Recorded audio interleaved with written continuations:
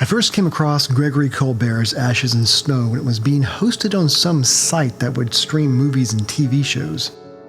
It was like a YouTube offshoot or something, I don't remember exactly. It wasn't a torrent site or anything like that, but just some place anyone could post anything they wanted. And there it was, right at the bottom of the list, some film called Ashes and Snow, with a thumbnail showing a shirtless guy diving with a whale. It looked intriguing and artistic, and it gave me this vibe I guess was closely associated with how I regarded E. Elias Marriage's 1989 film Begotten. So going into Ashes and Snow, I didn't know what to expect, but the music, visuals, and writing completely grabbed me, and I was hooked.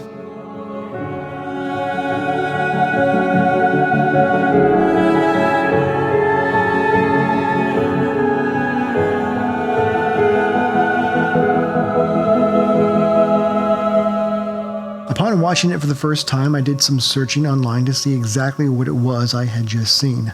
I found the website, some descriptive links, and a little bit of information here and there. I ended up buying both the DVD and the CD. They were both housed in these really cool handmade Nepalese paper booklets sealed with natural beeswax and tied with a thread stained with hibiscus tea leaves and Nepalese bead. A bit pricey, but I think it looks great and stands out as a piece of art itself. The more I dug around about Gregory Colbert and Ashes and Snow, I couldn't really help but notice I wasn't really getting a lot of information. Everything kind of repeats what is listed on the website. It seems that either everyone writing about Ashes and Snow is either taking directly from the Wikipedia page or the official website. But there were a few things that kept popping up and were rather consistent that I found to be very intriguing. The photographic images weren't manipulated by means of digital alteration or layering. The images were presented as they appeared in camera. Of course, there's the sepia color toning, but aside from that, Colbert said he would craft a scene and wait around for these long periods of time trying to get the animals to do what he wanted them to do. Colbert also said that he's never exhibited his work outside of his own traveling nomadic museum. His work was funded at first from private collectors, but there were no public gallery showings to start things off. Ashes and Snow isn't just a single photo, but an entire series that is still an ongoing process. It's an installation of photographic prints, films, and a novel and letters that all travel together in what Colbert calls the Nomadic Museum. This temporary structure exclusively houses the exhibit and is assembled in port of call areas. It's a purpose-built facility imagined by Japanese architect Shigeru Ban and was designed to represent or depict a world without hierarchy between species. The series of photographs have a dreamlike, meditative calmness to them. These subjects pose quietly with their eyes closed while birds flock around them, cheetahs nuzzle into their arms, elephants sit quietly while being read to, and so on. There are scenes featuring Colbert free-diving with whales while sunlight beams stream through the water. There's the obvious impression of how beautiful the pieces are, but there's also this sense of awe in how the images were captured. Colbert has traveled all over the world to make these images possible. From Egypt to Myanmar to Namibia, he takes hundreds of photos while patiently waiting for the animals to perfectly interact with their human counterparts. He says about the process, it's his ambition to dissolve the boundaries between man and other species, between art and nature, between now and forever.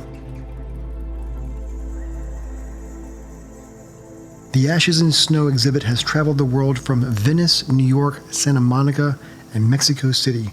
And to date, it has attracted more than 10 million visitors, making it the most attended exhibition by a living artist in history. So why isn't Gregory Colbert's name up there with Richard Avedon and Annie Leibovitz? If you've never heard of him, you're not alone. He has never shown his work in a commercial gallery or U.S. museum, but instead has been supported by private collectors. Even Rolex helped underwrite his show. His photographs start at $180,000 and have been collected by Lawrence Fishburne and Brad Pitt. When his exhibit travels, it travels as a 672-foot-long temporary structure made out of shipping containers with trusses and columns constructed out of cardboard. When entering the Nomadic Museum, it's like entering a temple. Each exhibit consists of more than 50 large-scale mixed-media photographic artworks and 3 film installations. The huge photographs are suspended by wires so they can float within their own space. Some are printed up to 10 feet tall with a soft patina printed on Japanese paper and treated with beeswax or pigment to give the impression of age. The name Ashes and Snow refers to the literary component of the exhibition. After all, it's not just photographs, but 3 films and a type of novel consisting of letters of correspondence. The story centers around a fictional account of a man who, over the course of a year-long journey, writes 365 letters to his wife. Pieces of the letters comprise the narration of the films. There's a full-length film narrated in different languages by the likes of Lawrence Fishburne and Ken Watanabe, but there are also 2 short haiku films as well to round out the experience. Colbert is still working on expanding the exhibit and his bestiary of images. Having started in 1992, it's been going on for a little over 30 years. His passion for the project can be best summed up here when he said, "I have been tusked by an elephant, almost eaten by a sperm whale, knocked off my feet by a rhinoceros, embraced by a jaguar, given a haircut by a tiger shark, chased by a hippo and a black mamba, brought to my knees by malaria and dengue, but I was able to avoid the greatest danger of all. Never stop exploring the things that open you or that you love."